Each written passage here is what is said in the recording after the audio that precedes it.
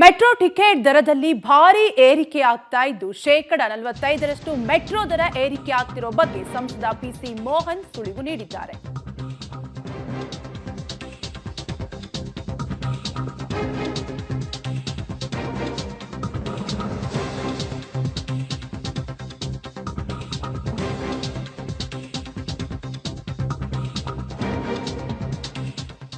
KSRTC BMTC ticket ದರ ಹೆಚ್ಚಳ ಬೆನ್ನಲ್ಲೇ ಈಗ ಮೆಟ್ರೋ ದರ ಕೂಡ ಹೆಚ್ಚಳ ಆಗ್ತಾ ಇದೆ.